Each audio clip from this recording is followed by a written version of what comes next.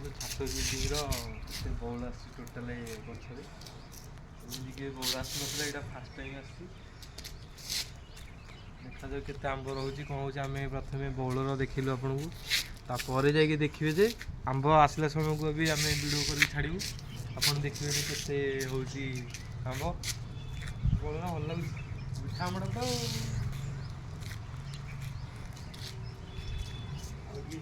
ଗାଡ଼ିଟେ ଦେଖ ଦେଖିଯିବ। ଏରା ସବୁ ଆମ ଗଛ, ଏରା ସବୁ ଆମ ଗଛ। ଆମ ଜେଜେ ଫେଜେ ସବୁ ଲଗେଇ ଯାଇଛନ୍ତି ଯେଉଁ ବିଲ୍ଡିଂରେ ଜେଜେ ହେଙ୍କା, ସେ ଆମ୍ବ ଗଛ ବି ଆମର। ସେ ଆମ୍ବ ଗଛ ଏଇଟା ପୁରା ନିଜର, ପୁରା ଏଇଟା ପୁରା ଆମର ହତିଆର ଅଛି। ସେଇଟା କିନ୍ତୁ ଆଉ ଜଣ ଦଖଲ ଉଠିଗଲା ବୋଲି ସେ ନେଇଯାଇଛି। ବର୍ତ୍ତମାନ ନଡ଼ିଆ ଗଛ ଟିକେ ଦେଖ, ନଡ଼ିଆରେ ବି ଆମର ଏଇଠି ନଡ଼ିଆରେ ଦେଖିଥିଲ ଟିକେ ବାସ୍ ନଡ଼ିଆ ଦେଖାଯାଉନି କିନ୍ତୁ ସେଇ ଜିନିଷ ବି ଆମର। ଆଉ ଏଇଟା ବି ଭଲ କି ଦେଖିଛ ବଉଳ କେତେ କ'ଣ ଆସିଛି।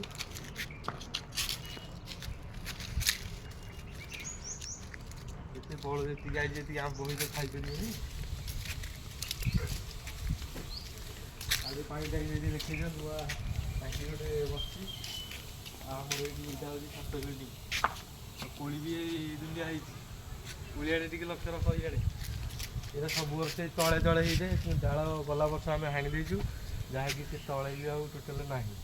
ତା ଯାହା ଉପରେ ଯେଉଁ ହେଉଛି ସେଇଥିରେ ଯାହା ପଡ଼ୁଛି ପିଲାମାନେ ଖାଉଛନ୍ତି। ତଥାପି ଆମେ ଏତିକି ନେଇକି ରାସ୍ତାରେ କରିବୁ,